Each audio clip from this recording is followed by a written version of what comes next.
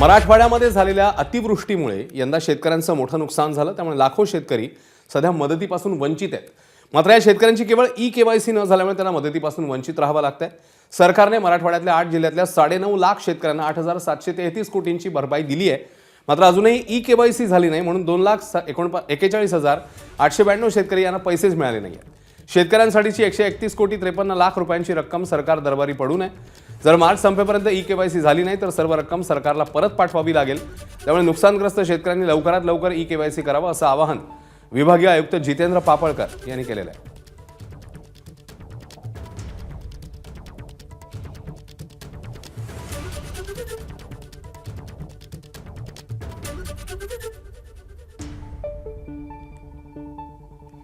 आपल्याकडे 2,41,892 ही आपल्या विभागातील एवढे शेतकरी आहे। या शेतकऱ्यांनी अद्याप त्यांचं ई-केवायसी अद्याप केलेलं नाही।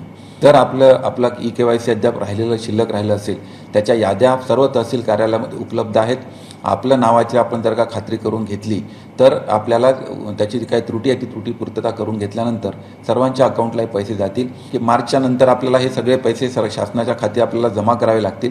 त्याच्यामुळे माझी पुन्हा एकदा सर्व शेतकऱ्यांना विनंती आहे की ज्यांचं ई-केवायसीचं काम शिल्लक राहिलं असेल त्यांनी ताबडतोब आपलं ई-केवायसी आपल्या तहसील कार्यालयामध्ये जाऊन किंवा तपासून घेऊन ते एकदा पूर्ण करून घ्यावं। दरम्यान कुठल्या जिल्ह्यामध्ये किती शेतकऱ्यांनी ई-केवायसी केली नाहीये, किती रक्कम पडू नये नजर टाकूया।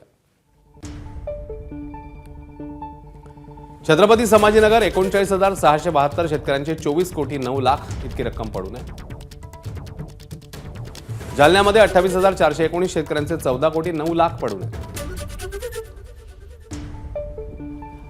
परभणीमध्ये 39,074 शेतकऱ्यांचे 19 कोटी 14 लाख पडू नये।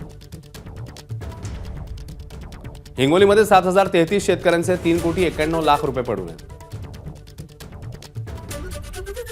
नांदेडमध्ये 50,232 शेतकऱ्यांचे 26 कोटी 94 लाख रुपये पडू नये। बीडमध्ये 22,801 शेतकऱ्यांचे 12 कोटी 20 लाख रुपये पडू नयेत।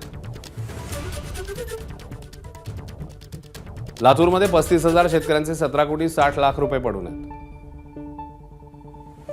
तर धाराशिवमध्ये 19,661 शेतकऱ्यांचे 13 कोटी 56 लाख इतकी रक्कम ही तशीच आहे।